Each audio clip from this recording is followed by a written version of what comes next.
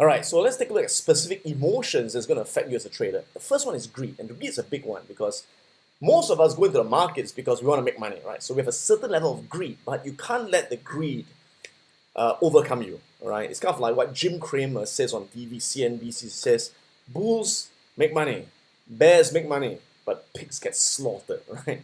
So if you're a pig and you're greedy, eventually you're gonna end up blowing your account. So greed may cause you to raise profit targets too high and to stay in the trade too long. This can cause future winning trades to become losing trades. So here's a typical example. So say you went long over here and you had a profit target of 1.5 R. As you've learned in most of my lessons, that is my usual profit target for Forex 15-minute candles. And the moment you enter, whatever the price spikes up, hits your profit target, you get 1.5 R, which could be whatever, right? $500 or $1,000 or $5,000 or whatever money you made, and you feel, well, great, made the money, right?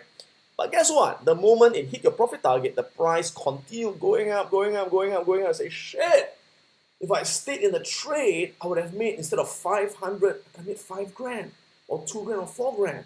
So why did I take profit at 1.5 R? What's the deal, right? And guess what happens, right? And you start to have this thing called regret. All right, you buy there, right, here's your profit target, goes up, and you have regret. I should not have sold too early, should have stayed in the trade. So the next time, you know what, I'm not going to have a profit target, no profit target, or I'm going to put my profit target at 2R or 4R. And oftentimes I get emails and people ask me, Adam, why do you put your profit target at 1.5R? Why not 2R, why not 3R? Why don't you put a trailing stop loss? Hey, you think I'm stupid? You think I don't want to make more money? All right, I've been trading for 26 years. Don't you think I would have thought about it? Duh. Okay. Sure, when you see the price running, you think I could have been there. But I can tell you it doesn't happen all the time, right? When you enter a trade, you don't capture a great trend all the time. In fact, that is the exception rather than the norm. Most of the time, after you enter, hits your profit target, you go sideways or goes down or whatever can happen. So you cannot take one event and generalize it. And the danger by doing that is that if you put your profit target too high, like for example, in this case, you say, okay, I'm going to put my profit target at 4R. No 1.5 for me, I'm going to put 4, 3R, put a trailing stop. Guess what's going to happen? Sure enough, the next trade is going to go up. It's going to hit maybe 1.5R, right? And then, right, goes down, turns out to be a losing trade. Or break even, for example. And instead of getting your 1.5R, you got 0, you got -1. And trust me, that happens, all right? So stick to your profit targets. Now, I'm not saying that you have to put 1.5R. It depends on your strategy, right? So in other strategies I use, I may put a 2R target. Or for example, when I trade stocks, in certain cases, I may even have a 4R target. It depends on the strategy. So what I'm saying is in this particular strategy, which I use in Forex, which is the impulse pullback, impulse pin bar with 50-minute candles, I found 1.5R is the optimum for this strategy, okay? But I'm not saying that it must always be 1.5R. Okay, just bear that in mind, right? So again, you can see in this case, the win becomes a loss because too high a profit target, or you didn't get out. Okay, good. Next one is fear, all right? So fear, let me give you an example of fear and frustration, okay? So let's imagine you place your buy order here, okay? Your stop loss is there, so that's 1R of risk. And your profit target is 1.5R, okay? Great. So say you take this trade, right? You enter here, it goes up, right? And it almost reaches 1.5. Doesn't reach 1.5. Say it reaches 1.3R and goes down. And you end up with -1R loss. How do you think most people will feel? They feel a bit upset, right? Like, damn, I had 1.3R in my pocket and it was gone. Never mind, let's go for the next one, okay? Control my emotions. So next time, you go in again and you buy and it goes up and say now it goes to say 1.2R or 1.1, whatever it is, and then it goes sideways and goes down again. And damn! Lost another trade, 1 hour loss. Now you get a bit frustrated. I had 1.3 in the pocket, it was gone. 1.2 in the pocket, it was gone. I was so close to my profit target. Let's go for the next trade, right? So next trade, you go in and you buy, and it goes up, and say again it hits 1.2 or 1.3, goes sideways, and you go now loss again, right? And I can tell you that for most people, after it happens 3 times, they're gonna say, you know what? They start to get upset, right? Because they say, if I had taken my profit at 1.2 or 1.1 or 1.3, I could have had 3 small wins instead of 3 losses, right? So guess what? Now they get affected emotionally, and they got this fear that what they have is going to be taken away. So the next trade they go in, which is this trade, stop loss at 1R, okay, profit target at 1.5R, all right, and they enter the trade and it goes up, okay, and say it goes up to here. Right? No, let me do that again. Sorry. Okay, so they enter the trade here, right? It goes up to, let's say, instead of 1, it has not hit the profit target yet, but say it's up to 1R here. Example, it's a 1R, okay? And it goes up to 1R, and it starts to come down. They see this red candle, and they say, oh, I've seen this movie before. I remember this, right? I had some money, but I lost it. So shit, I better get out, right? So they quickly what? They quickly sell, right? They quickly get out even before their stop loss is hit, profit target or hit. They intervene, they get out because they're watching the market, right? And I keep saying this: once you're in the trade, don't watch it, right? Go fishing, do something till it hits your profit target or stop loss. Because when you watch the market, it goes up and down, you get very emotional. You're bound to intervene. All right, sure enough, you intervene and you sell, and you get your 0.7R. All right, at least got some money, right? And then after you sell, it goes down. Luckily, I sold it, right? But you know what? It doesn't hit your stop loss. And then boom, it goes up and it hits your profit target. And you look back and say, damn, if I had stayed on trade, I would have gotten 1.5. Now I only got 0.7. Shit. So what happened? Because of your past conditioning of your past 3 trades, now you took profits too early, and instead of getting 1.5, you got 0.7 R. Now, if you keep repeating this pattern, guess what? You keep getting trades with smaller wins. Instead of the usual 1.5, you get 0.7, 0.5, right? And what happens? The moment you do this, your trading system no longer has a positive statistical expectancy, because in the long run, your wins can't cover your losses, because your loss is always going to be 1R, or your win is going to be less than 1R, or not enough to make it worth your while. All right. So what happens is you could get this outcome. Okay. So again, by taking small profits and not allowing win trades to achieve their fullest profit potential, your system may no longer have a positive expectancy. Your profits on the wins may not make up to cover your loss on the losing trades. So you may end up with this outcome where you get 1, 2, 3, 4, 5. You get 5 winning trades, you get 3 losing trades. You should be a winning trader. You should be making money, but you're not, because, right, if you add up -3 and you add up the wins, this can't cover the loss. So even with more wins than losses, you still end up with a negative expectancy. Okay? So this is a very, very common mistake that people make. Now, the next one is hope. All right? I like to say that in life, it's good to have hope, right? Hope your children will listen to you. Hope you have good health, But in a market, never have hope, because in a market, hope is for the hopeless. Hope kills you. Hope destroys you in the market. Have no hope in the market, right? Only in life. Okay, let me tell you why. So let's imagine the first scenario. You bought there. Your stop loss is here. That's 1R risk per trade, right? And the moment you buy, what happens, right? It goes down, it hits your stop loss, and right there and then the price zooms up. Okay? Now, how do you think most people will feel at the point of time? Damn!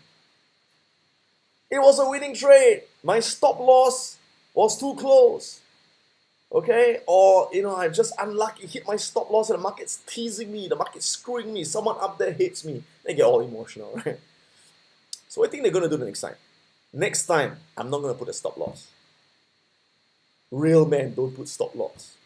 Someone once told me that, and now he's bankrupt. Okay, or they say, next time it's going to hit the stop loss, I'm going to move my stop loss and give myself more time, right? And sure enough, what happens the next time? The next time you buy, you place a stop loss there, like a good boy. Oops. And sure enough, what happens? You've got your predefined risk of 1 hour, your predefined risk. But the moment you buy whatever, it goes down, you're watching the market, which I said, never watch the market when it's open, right? You watch the market, it's going to hit the stop loss. Oh my God, I remember watching that movie before. It hit the stop loss and it went up. You know what? So I got to move my stop loss. So you shift your stop loss down to give yourself a bit more room.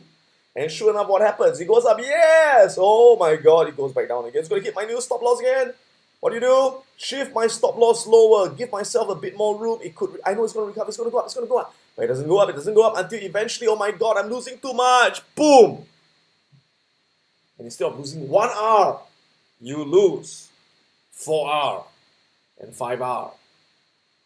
Right? And that's why there are some people with, I know some people who win 9 out of 10 times, but the one time they lose, they wipe everything out because they didn't predefine their loss.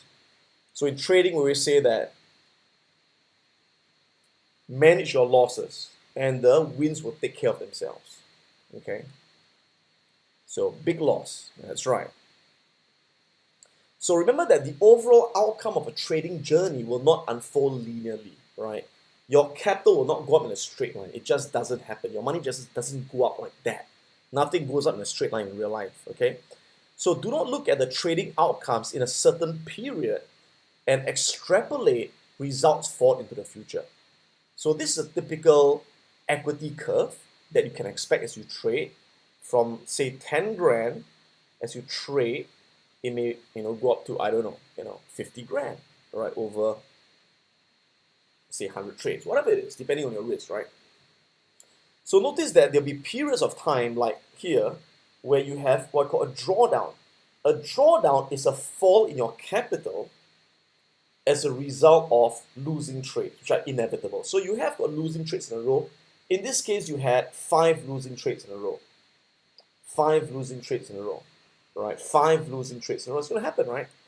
And the trouble with many people is that once they have got this 5 losing trades in a row or 6 or 7 losing trades in a row, they start to say, if I continue like that, I'm going to lose everything. So they start to extrapolate forward and they generalize. At the same time, if you get a string of winning trades over here and say, oh, I got 5 wins in a row, if I continue doing this, I'm going to be a millionaire tomorrow. Right? And they extrapolate, not knowing that the market is not linear, doesn't go up in a straight line. The market goes up and down. That's how the market is. So we should neither be discouraged by losing streaks or carried away by winning streaks. In the long run, losing and winning streaks will even out each other. It is the long run distribution of wins and losses that will make us profitable. And the long run performance, our long run performance has got nothing to do with luck. Nothing. In the short run, I can say it's all luck. Right? You place 5 trades, you win, it's luck. But in 100 trades, 200 trades, it's not luck. It's skill, it's psychology. Okay? Let's review some of the common emotional mistakes in trading. So you may want to print it out, paste it on your wall, and notice if you are doing that. If you're doing that, you got to stop it. All right?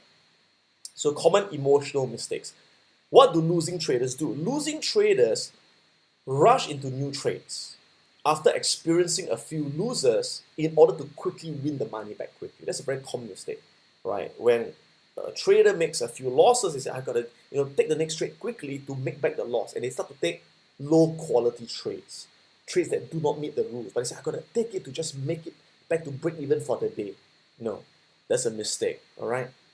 Or the opposite, right? After having a few losing trades, they then have the fear of taking the next trade, right? They look at the next trade, the signal is there, but they don't take it. They say, because what if this one's a loss again, and boom, turns out to be a win, and they were not there. Or losing traders stay in a losing trade, hoping things will turn around, right? And not having a stop loss. Losing traders focus on short-term results and lose their perspective. Losing traders fail to stick to a consistent percentage risk per trade. Winning traders always risk the same percentage, 1%, 1%, 1%, or 3%, 3%, 3%. Losing traders right? When they start to have a few wins in a row, they say, hey, I'm good, I'm on a winning streak. They raise their risk per trade from 1% to 10%. And the moment the winning streak ends and the losers come, the losers wipe out all their winners.